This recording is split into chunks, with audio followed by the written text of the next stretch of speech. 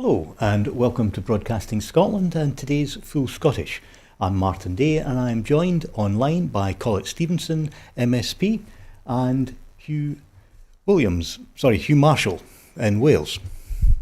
Usually it's pronunciation I get wrong rather than names, but anyway, we've got that to come with the immediate Ukraine updates. I will do my best on East European and Russian pronunciations.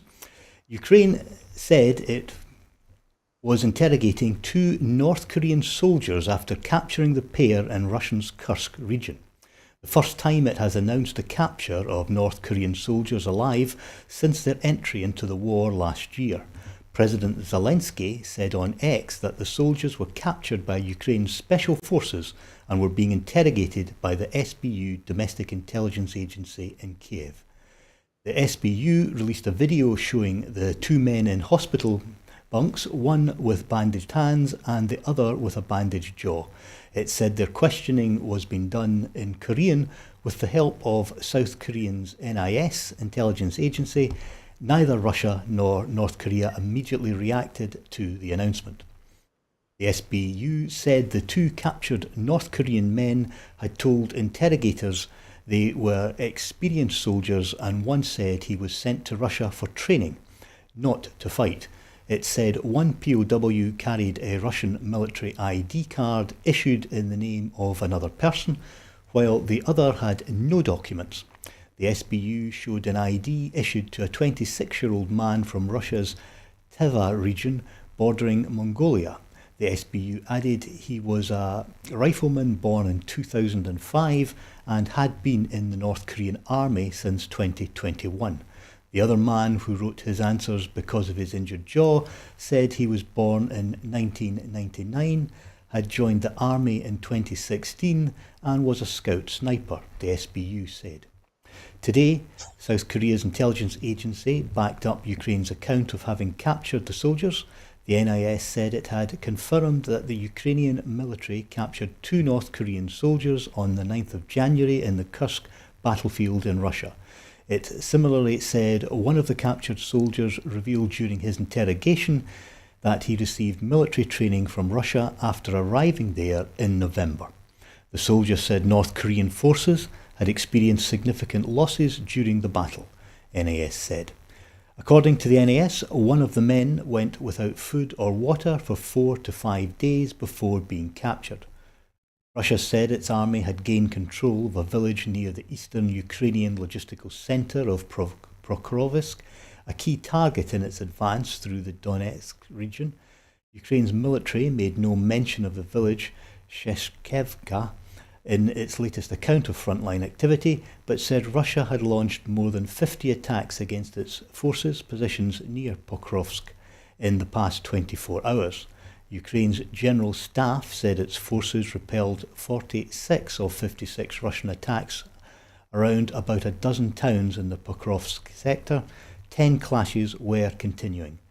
Russia launched 74 drones at Ukraine overnight. Kiev's Air Force said early on Saturday, adding it had downed 47 of them, while 27 others disappeared from radar without reaching their targets. The Air Force said buildings and vehicles in 7 different regions were damaged by falling debris from downed drones, but there were no casualties. Ukraine launched a drone attack across several regions of Russia. The Russian Defense Ministry said it intercepted and destroyed 85 Ukrainian drones overnight in several regions of the country, including 31 drones over the Black Sea, 16 each in the Voronezh and Krasnodar regions, and 14 over the Azov Sea. Well, it seems a never-ending conflict in Ukraine. If anyone can help with the phonetic pronunciations I should have used on some of those names, do put them in the comments and I will be happy to get that correct in future occasions. I just wonder if either of my guests, if Hugh or Collette, would like to make any comment on the situation. Hugh?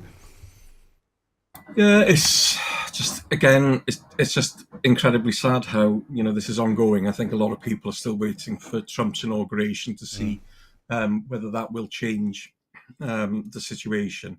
But yeah, no, it's the fact that the North Korean soldiers are involved, it would appear that they're not sure about why they're there.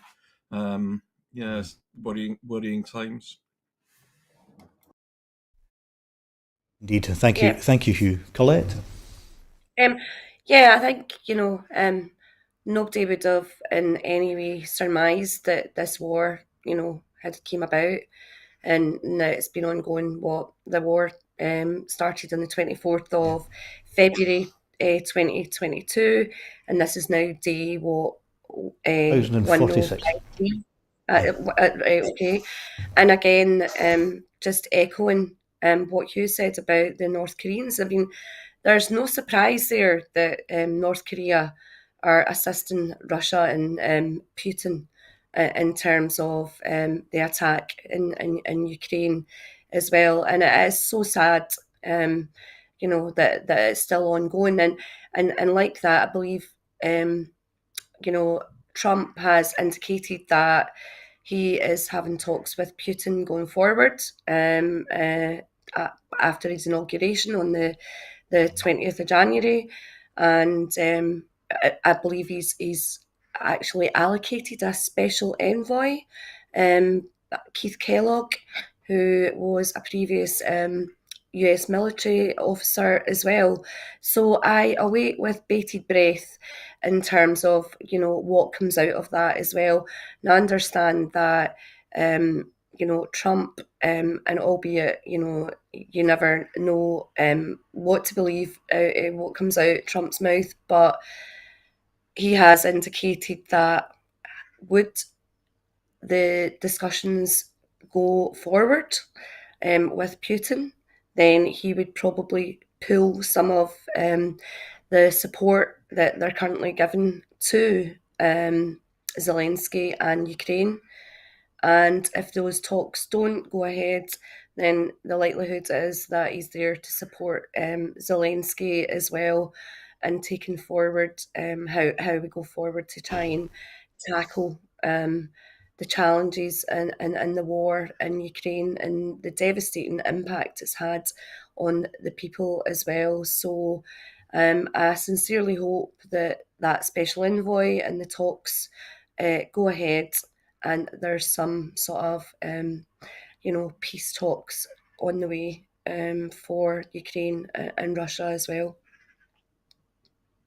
Yep. So thank you, Collette. I think we all echo those prayers that we see something positive develop, although I think I share the scepticism as to what a Trump administration might mean for everybody. The other conflict that we regularly report on is, of course, the Gaza and Middle East, and there's been a recent report by The Lancet. Now, official figures are suggesting 46,537 Palestinians have been killed and 109,571 wounded since the 7th of October 2023 in Gaza. However, The Lancet's new analysis estimates that the death toll was 40% higher by the end of June, and that it was around 64,260, and with 59% being women, children, and those aged over 65 years. I think any death is probably one too many, but this is just going beyond what we've heard before. Collette, would you like to give us any thoughts as to how this other conflict is dragging on? Yeah, I mean, again, Martyn, I mean, who would have, surmised that this would have happened? And the death toll is absolutely horrific as well. And not just notwithstanding the people in Gaza and the absolute devastation that's occurred on that Gaza Strip as well. Reckon that there's not even any health care available now. There's some devastating reports coming in as well, and the likes of the various surrounding other countries that are now impacted by airstrikes from Israeli forces, such as Lebanon, Syria, Yemen as well, and Iran. It's just like a melting pot, and again, we bated breath in terms of when Trump comes in, and he has indicated that he's willing to do talks there as well. From a humanitarian point of view, when you see some of the footage that's coming out, particularly older people and children as well, and indicating the death toll is you know humongously higher than what is being reported as well. It is really, really devastating, and I sincerely hope, that peace talks and some diplomats come forward, in order to take that forward. And I believe the UK government has got a duty of care in that respect as well. Oh, thank you, Collette. I think it's maybe worth adding that the Palestinian Central Bureau of Statistics is estimating that on top of its official death toll, as many as 11,000 Palestinians are missing and presumed dead. And that's before we consider that the health implications for those that are current survivors will no doubt add further to the death toll, as people are in a very weak position, both mentally, physically, and indeed in terms of humanitarian aid. Hugh, can I bring yourself in? And Yeah, I think one of the well, not the remarkable thing, the terrifying thing is the Israelis have been playing down the numbers, but stating that the health authority who've been publishing sort of numbers over the last months are run by Hamas. So the fact that an independent organisation suggests that the numbers are much higher casts even more shade on sort of Israel's war. It's no longer a war on terror; it's a war on the people of Palestine. And as Collette was saying, I think again we're just waiting to see what happens with Trump. Because I think again the similarities between Israel and Russia. You've got Netanyahu and Putin, who are both I think incredibly dangerous men, and then you've got Trump, who has got potentially huge influence, who's an incredibly stupid man. And it's just unbelievable that this is the state of world affairs now. yeah, indeed, it's the whole world seems to have got incredibly crazier over the last couple of years, and the old adage of history repeating itself if we don't learn from it is without a doubt the case.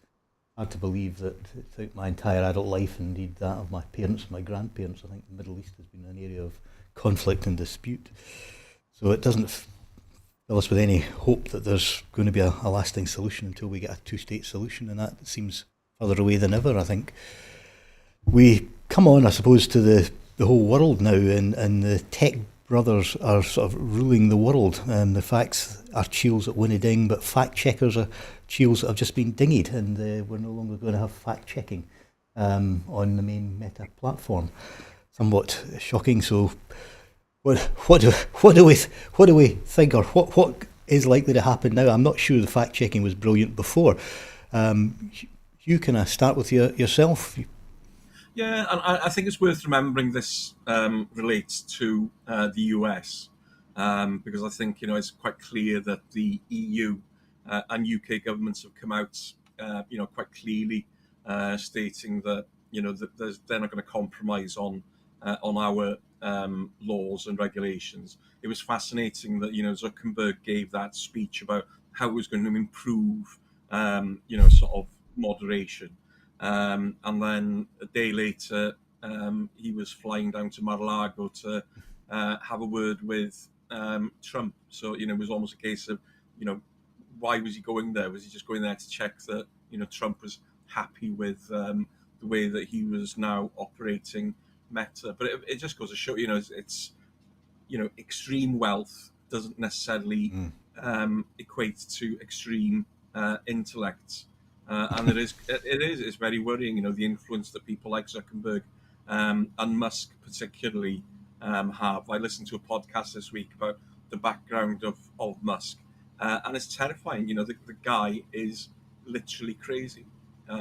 So yeah, I think I think it could be a good thing because I think it'll show. I think it's bringing countries beyond the US together now to sort of basically clamp down because there's nothing. Fact checking is there in order to check facts. Getting rid of fact checking, the only thing that's going to do is just basically allow people to lie, which is what Trump has based his whole sort of career on. So so we'll see what happens, but hopefully it'll bring resolve in the EU to bring people together to stand up against Trump and the other Musk and Zuckerberg. No, thanks, Hugh. Collette, what's your thoughts on this one, and what can we do as a society to combat this absence of online fact checking?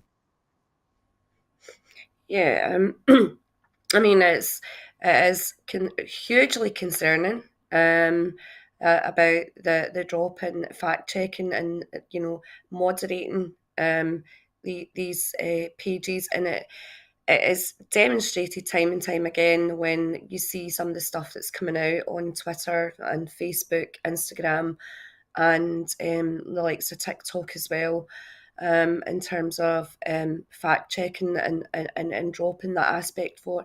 In particular, I'm concerned with how it impacts on women and young girls as well, and taking that forward. And I mean the tech brothers are basically, in fact, I think Bezos came out with a cartoon in his newspaper recently, basically having all the tech brothers actually worshipping at a shrine for Trump, which is hugely concerning.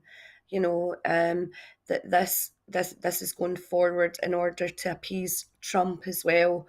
What kind of world are we actually living in when the misogyny and some of the things that are coming out on these pages is hugely concerning for future generations going forward.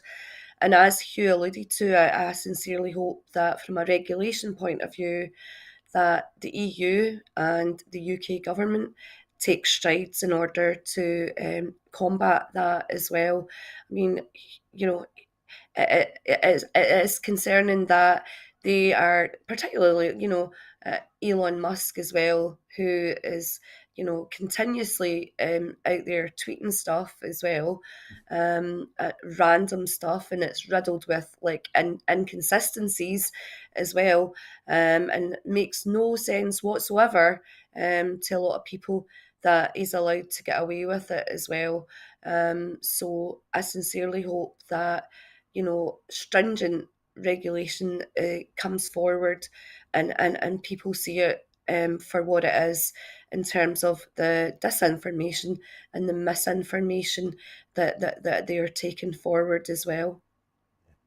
I mean, I've been worried for some time about the growth in last year's. We sort of see the analysis of last year's global elections as to how much more prolific deep fakes and false information was in that process.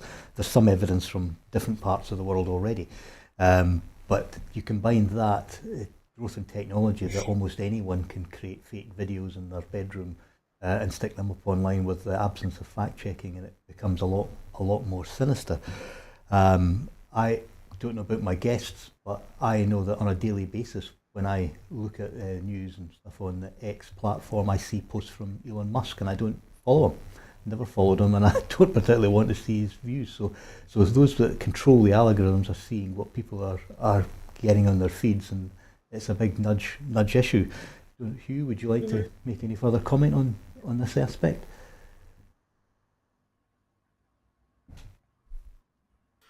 Yeah, I was just going to come back and just say, and I think it's interesting you were mentioning there about Musk pushing his message, and it is a fact that, he has had engineers within Twitter, boosting his messages, which is, narcissistic megalomania behavior.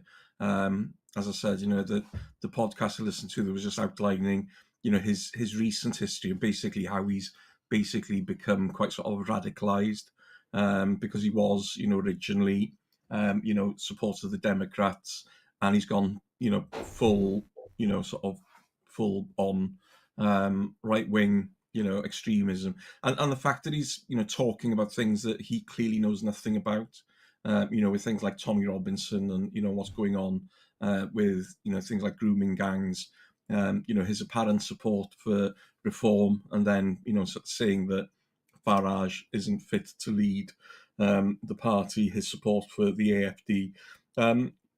It's just he's a madman, and in 10 days' time he's going to be basically the right hand man within the White House. But we'll see how long that lasts.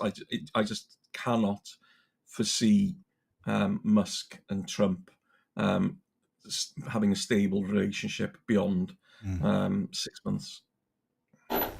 Yeah, indeed, I think you're probably correct there. Collette? Yeah, just echoing what you said.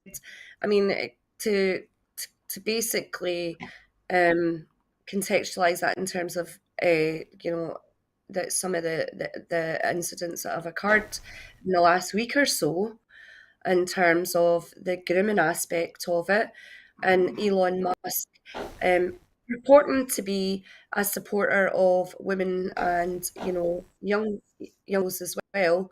However, he then comes out with this really misogynistic comment about Jess Phillips, basically calling her a witch and that she should be in prison as well, is hugely concerning as well. And in the terms of the grooming scandal, indicating again, highlighting the fact that this disinformation that is actually coming out is about how they're just highlighting it all and bring it to people's attention, is hugely concerning. That grooming scandal came out about, what, 10, 15 years ago? It was front page of the Times, and there was several, inquiries at a UK government level, and for him to try and push forward to say further inquiries should be getting carried out, well, I think Jess Phillips, whilst I don't agree with all her politics, I agree that there should be no further inquiry. And these historic, sexual abuse inquiries, have indicated and highlighted some of the issues that have gone on. And again, I reiterate that it was 10 to 15 years ago. And, and we are very aware of it. And I would like to think that, the police, the government, are taking these issues forward. And again, social media and regulation has got a big part to play in that as well. Yeah. No, thanks for that, Collette. I think we're very much witnessing a kind of nudge agenda as they're pushing people in a direction of travel, more than in this post-truth world, you could say. Which brings us on to the UK economy. Inflation's up, growth has been flatlining, pensioners are freezing, markets are crashing. Is this the result of long-term weakness inequalities in the UK economy, and to what extent have the budget choices by the new Labour government caused or made this economic crisis worse? Hugh, would you like to start us off? I think when Labour were, sort of touting to take control of the government prior to the general election, growth was their main thing. But I think the danger is they've basically attached everything to growth. And, clearly you can't just magic growth in an economy. And I think it is harming. It's harming Labour. It's harming Starmer and Rachel Reeves. I think people's sort of ratings of the two of them are going down. Clearly, it's not a situation as bad as it was when Liz Truss crashed the economy. Got to be careful what I say there, because she's before she sends me a cease and desist letter.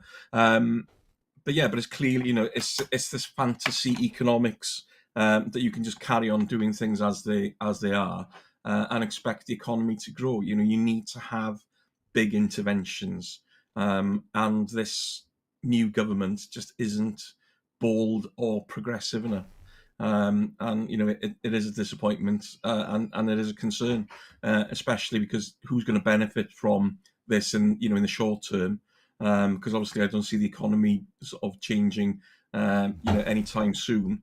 Come 2016, when we have the Holyrood and the Senedd elections, it's going to be Reform telling people that they're the party that is going to speak up for the working people, and the party of change, even though they have very little to offer. So yeah, it is worrying.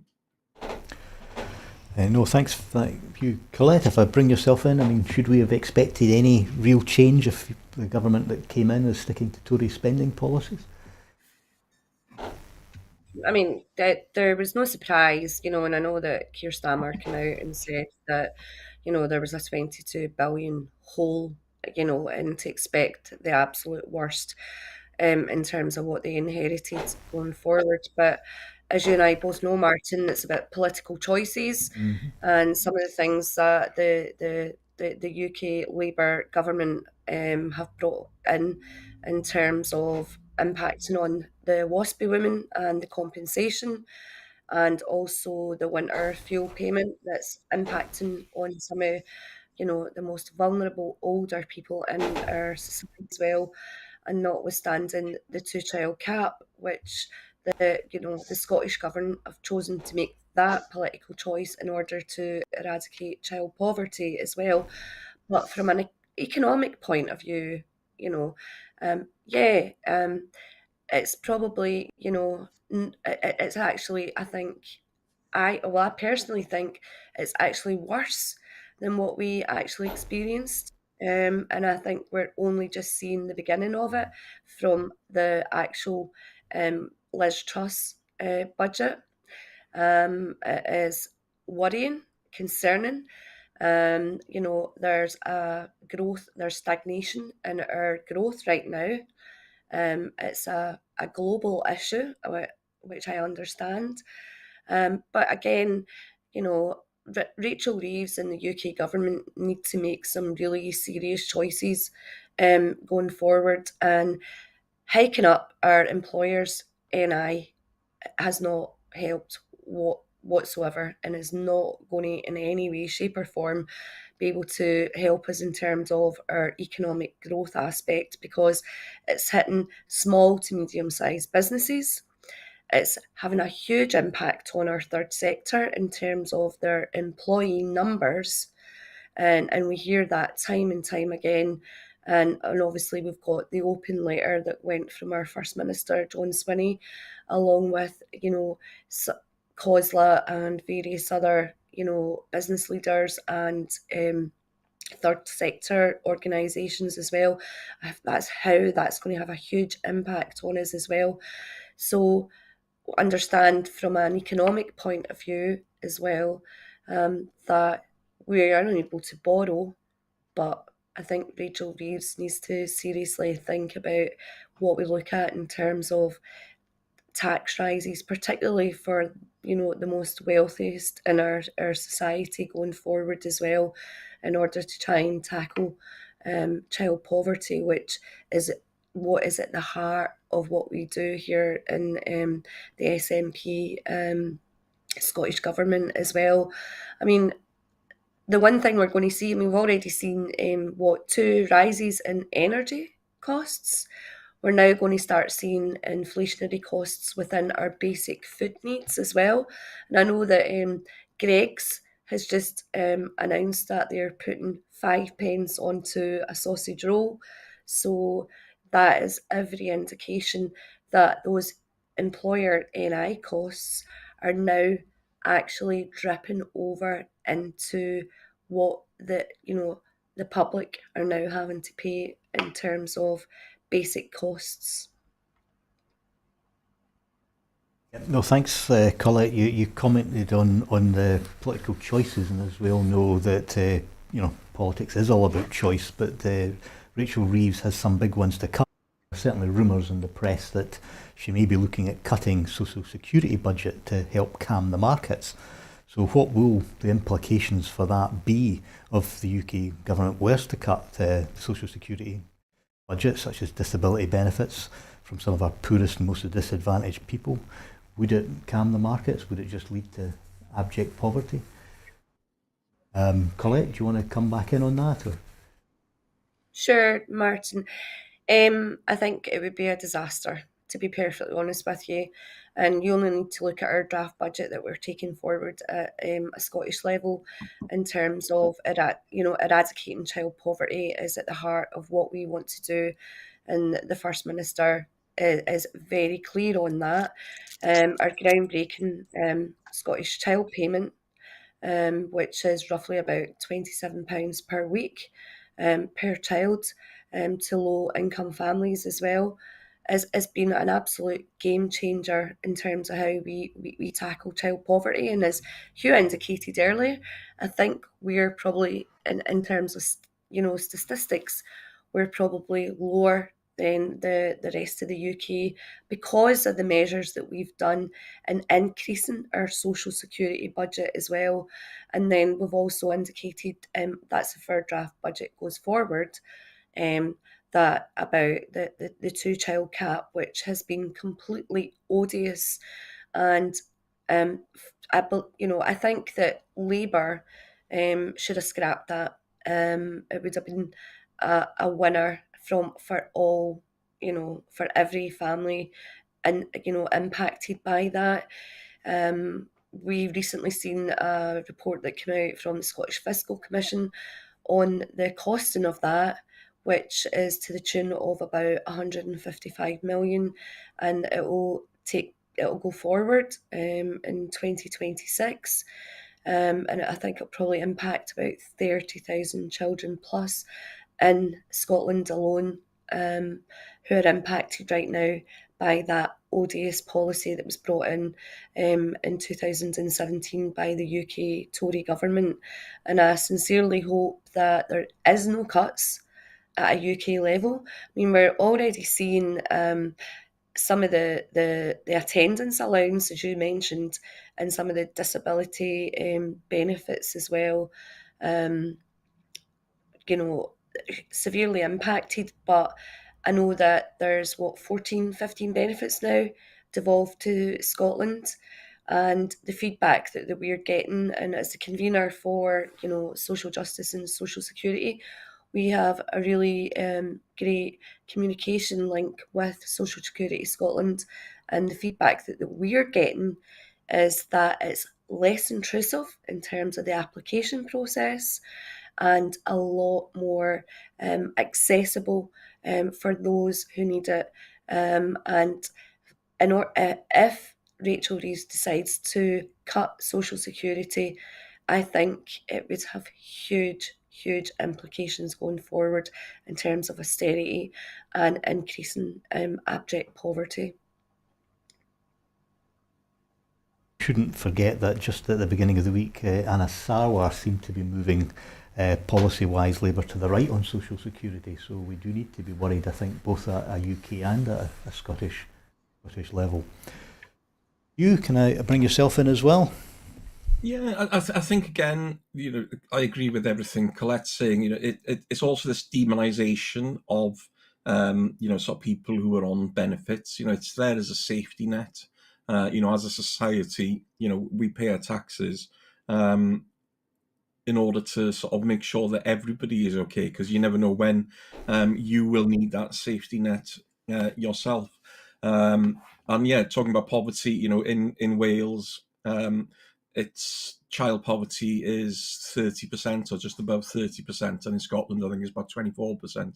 So it clearly, what the SNP are doing in Scotland is making a difference compared to what's happening in Wales. And it'll be interesting to see how Labour in Scotland try and play that, because obviously they're in control in Wales, and the situation with child poverty is far worse. So they can't sort of claim that the SNP are doing a bad job. They're actually being quite progressive about the situation. But I think the biggest thing, going back to talking about the economy, is the elephant in the room is Brexit. The cost that has, the impact that has had on the UK economy has been massive. And there's no, it's this stubbornness of Starmer of, we've got to make Brexit work. You can't make it work. It doesn't make sense. You're talking about Rachel Reeves, celebrating making like £125 million deal with China. When you're looking at our biggest market is literally on our doorstep, and we shut ourselves off from it in order to sort of appease some xenophobic elements within our society. And I think when you look at the polls, a lot of people saying it was a mistake. A lot of people think that they were misled, that they were lied to, and if that decision was reversed, then people would support that. And I think it's something that Labour needs to be far more pragmatic about, and saying, how do they sort of get that situation reversed? Because it's nothing. It's not to do with sovereignty. It's about it shows they've been part of an economic union, a trade, as a trade entity, makes a massive difference to the economy. Where we wouldn't have this fiscal black hole. We wouldn't be looking at having to make cuts because there'd be over 36 billion more in the government's coffers. So that for me is the biggest failure of Starmer and Reeves, is not to sort of bite the bullet and just say, well, listen, it was a mistake. We've seen the costs of it. How do we sort of reintegrate ourselves into the EU? Well, thanks, Ewan. You're absolutely correct there. It's a subject that's not getting much airtime in the wider world, unfortunately. But the evidence that comes out continually reinforces the messages that it was an unmitigated disaster and it has hurt our economy. We've obviously got the Scottish budget coming up, and the Scottish Government say that it will help eradicate child poverty, and the FM has called for Scotland to think big and act bold to eradicate child poverty. So how can our policies continue to diverge from the rest of the UK within the current devolution settlement? And does this divergence, will it reflect an increase in support for Scottish independence? Collette, can I bring you in first? Sure.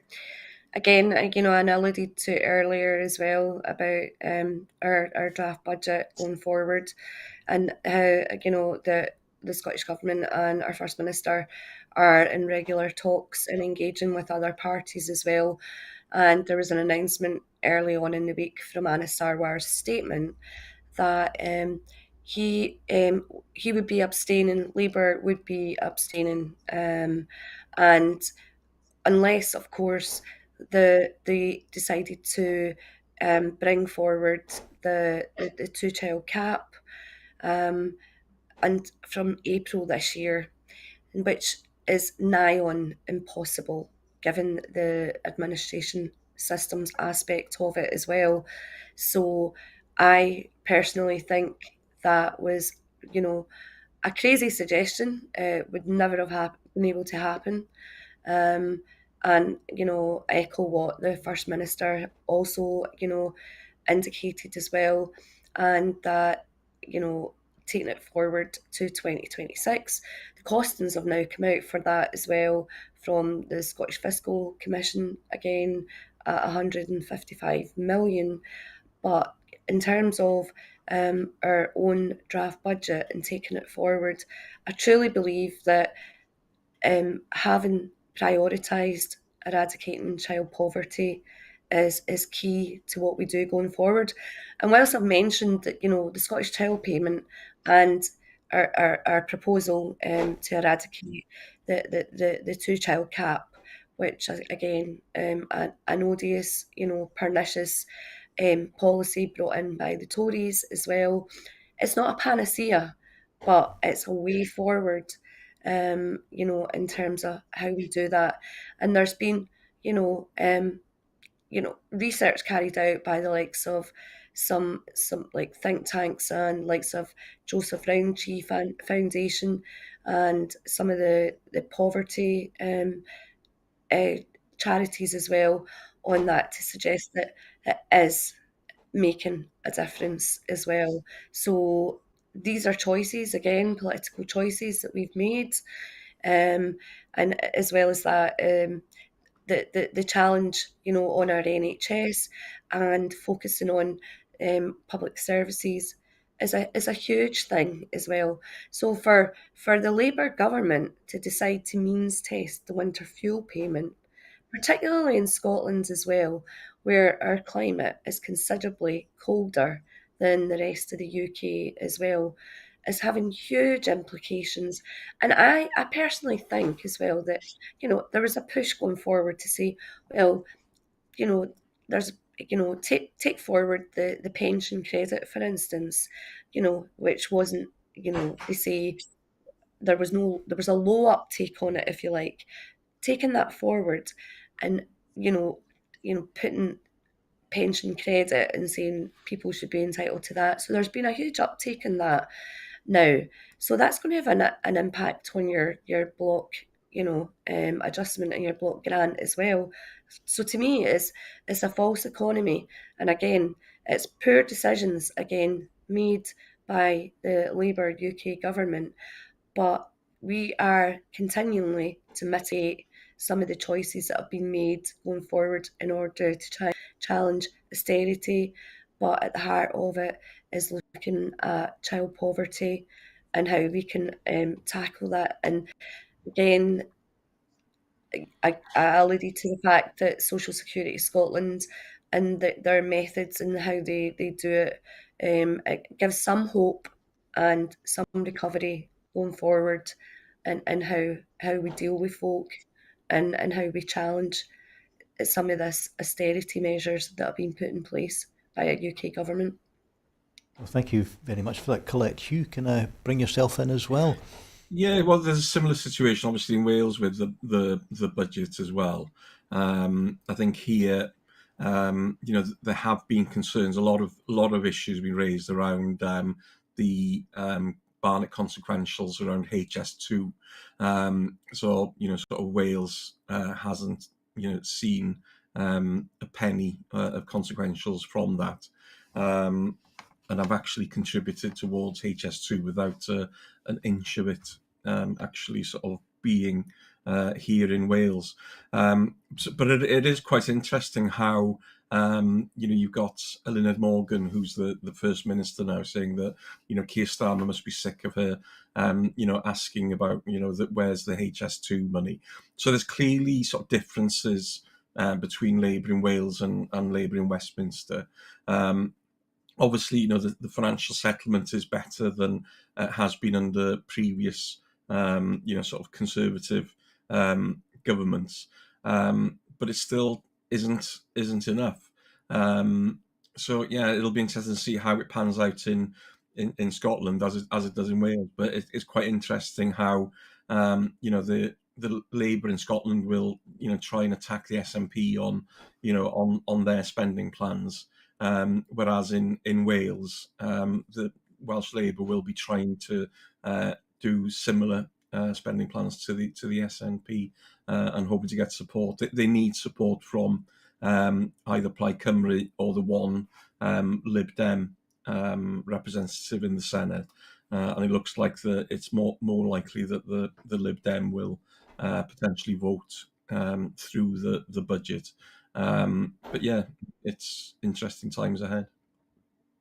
Yeah, no, thanks for that Hugh. And I suppose that leaves us to that sort of question of, does the policy divergence in the devolved nations, bringing in new policies or mitigating Westminster changes to maintain provisions that people have become accustomed to, does that further either nation towards independence, or are we doing too good a job of just mitigating and people don't notice the effect of what it would be if we weren't there?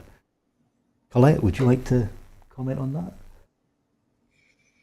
Yeah, I mean, obviously, there has been talks only just in the past few days, and I believe the First Minister as well was interviewed on the Sunday show earlier today, in terms of, is independence off the table? And it's truly not. And again, putting policies like this, and it's at the heart of what the people on the doors are asking us for, public services, our NHS, and what people are looking for. But again, it shows from a devolved powers point of view what we can do to try and mitigate some of the worst policies put in place as well. So independence is still at the heart of what we want to take forward here in Scotland. And I believe the First Minister touched upon the Good Friday agreement and the policy there in terms of Northern Ireland as well, and compared that to what we currently have here in Scotland. And I think they're the SNP, they've not been without their woes in the past couple of years, and we're fully aware of that. But I truly believe that John Swinney as our First Minister has got us back on track, and some of the polls that have come out, we're becoming a lot more popular, a lot more stable, and how we take things forward. So it'd be really good to see, as he indicated, some polls going forward that we put forward to Keir Starmer to see if discussions could be had in terms of putting independence as a referendum back on the table. Thanks, Collette. And Hugh, what do you feel on the divergence issue, and does it propel us to independence? Yeah, well, I think it clearly, and I think there's even more of a tension in Wales because we've got a Labour government at both ends of the M4, and we've been told that this will be sort of a game changer, that everything will be great, and clearly it isn't. But it is surprising. The number of the fact that the First Minister is speaking out. There's a number of Senate members. There's a few who are not standing in 2026. So those voices of dissent are starting to sort of appear now. I was looking at the polling this week, and I noticed that the SNP, support for the SNP is going back to the levels it was previously, but it does look like that Reform are eating into both Labour and Conservative sort of votes up in Scotland. In Wales, I think again, the Reform are going to be taking far more from Labour, which is helping Plaid Cymru, because I think the most recent poll had Plaid Cymru ahead, because obviously the switch people from Labour to Reform, and I think the longer things go in Westminster with people being dissatisfied with Labour, because we all saw in Scotland, people being told, Labour MPs will give you more of a voice. Doesn't seem to be evidence, does it, at the moment? Well, thanks for that, Hugh. And I mean, I've been watching the as a former elected politician, I've been watching the polls with some interest, and note that had an election been held now, they're predicting I would have held my seat. Although the worrying trend is the rise in Reform, and I think looking at it, and this is very superficial look, I have to say, I've not delved into the detail, but it would appear to me that the big change is that former Tories that have went Labour have probably now switched to Reform, and we're looking in many areas of a much more three-way contest. So we've got a lot of work to do still to restore trust and faith, I think. Collette, can I bring you in on the situation on opinion polls? Sure. So again, the polls, as you pointed out, Martyn, have been really interesting, and it's just sad that we lost yourself and quite a few of our other MPs who were down there, and had a voice for the people of Scotland, and also taking that agenda for an independent Scotland as well. The the reform aspect of it is hugely concerning. Now, I regularly, go on to TikTok. Don't post much, to be perfectly honest with you, but it's hugely concerning what you're seeing Yeah. in terms of far right extreme views coming forward, particularly for reform, and how that shift will move from Labour voters. Because arguably, when we were out campaigning for the general election, um, a lot of the things that were said, at the doors, again, it was about, our public services, our NHS. What you've got to remember as well is you've got Brexit coupled with a huge pandemic as well. We're still in recovery mode from that, and it has a huge bearing on our public services as well. But in terms of recovery and moving forward, um, to to to have this far right, extreme party, and some of the agenda items are taken forward, particularly to do with asylum seekers and refugees coming in. I mean, I'll say this, and lots of others say it is the problem that we've got in Scotland is about migration, not immigration. We're losing a lot of people with a lot of skill set as well. So we as a country, as a nation, warmly welcome, anybody coming in and taking that forward. So the agenda that Reform are taking forward is hugely concerning from that aspect. But one thing as well from a political point of view was I truly believe that a lot of voted Labour because they wanted the Tories out. It wasn't about what Labour stood for, despite the fact that they were saying it's change. Well, we can see for ourselves that we're being shortchanged, by Labour and the time and the period that they've been in administration as well. But hugely concerning in terms of the poll statistics that are coming out in terms of reform, having a presence and even have, I can't remember the numbers off the top of my head about elected reform MSPs in 2026. So, I've seen a poll the other week suggesting possibly as many as 13. wow, Yeah. that is a concern as well. And for some of the Tories as well, shifting from conservative to reform is another huge concern. It is indeed. One final point we probably should touch on this week is we've watched on our television screens the absolutely catastrophic effects of the fires in America. Fires on an immense scale and a lot of human misery. Thankfully, a limited number of loss of life, although any loss of life is one too many, as I often say. It just tells us that even in the first world that we are susceptible to natural disasters and major calamities in our lives. Would you like to make any comment on what we've seen and any lessons that we can learn?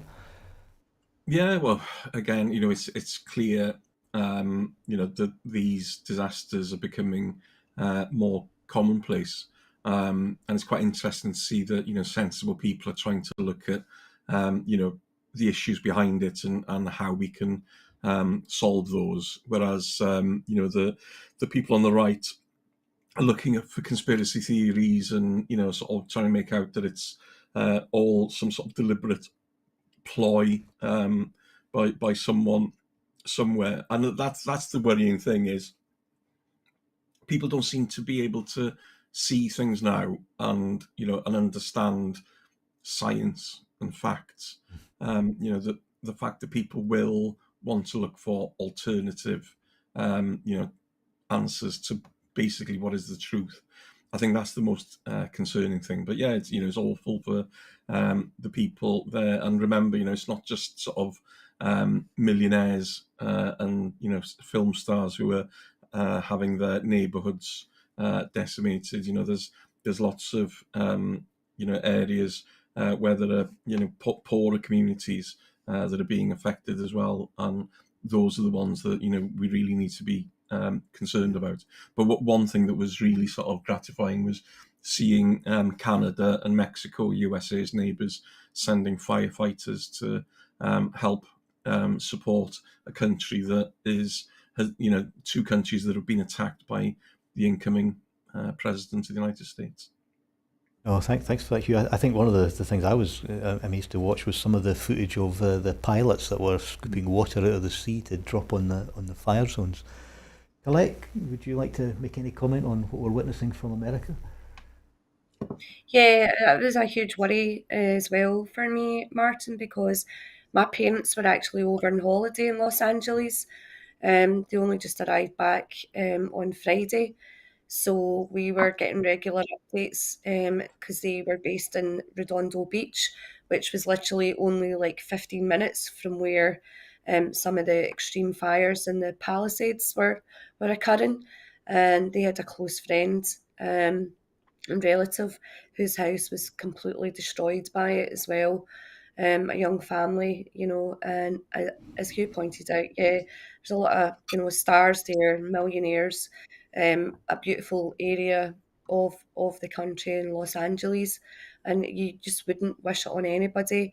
And the support that they put in place. But one thing I will say, and I found it quite concerning that a lot of the mainstream media, whilst they were reporting on it, weren't making a huge emphasis on the fact that this is down to climate change. You know, we should be focusing more on what we can do to try and tackle the climate, change emergency that's taken place, and the reason, for these huge fires and the winds that occurred there as well. It is pretty exceptional, and I think there needs to be more of an emphasis from mainstream media and outlets in terms of focusing on that. And what is more worrying as well is the fact that Trump's coming in, and obviously we know his views on climate change and the oil and gas industry. The fact that he's just come out this week and said he's wanting to buy Greenland because of the uranium there, and the concerns that's a huge concern for me.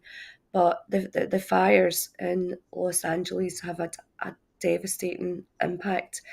But the support that they've got, and the fact that Biden as well cancelled his trip to Italy in order to focus on that, and assist the people and rehouse them and replace them as well, it is gives you some hope. But again, we're at the beginning of 2025.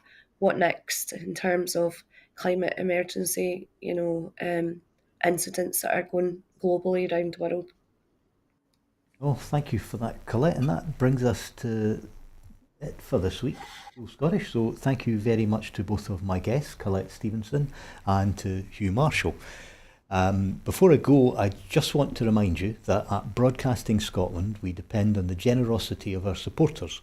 To everyone who has donated and to everyone who has signed up to make a regular monthly payment, thank you very much. We raised 20,000 between April and the end of 2024, 16,000 short of our 36,000 target. We had to borrow 12,000 to enable us to pay our bills and survive, but the pressure is still on, and we need to find enough regular donors to give us financial security. We face costs of over £4,000 every month, but only receive donations of around 2,500. We need more regular subscribers. But we need to clear our debts as well. Our programmes will always be free to view. However, if you can afford £5 a month, please consider becoming a Broadcasting Scotland supporter, and please donate whatever you can afford. Thank you, and thank you again to our guests Collette and Hugh. Goodbye, and thank you for watching.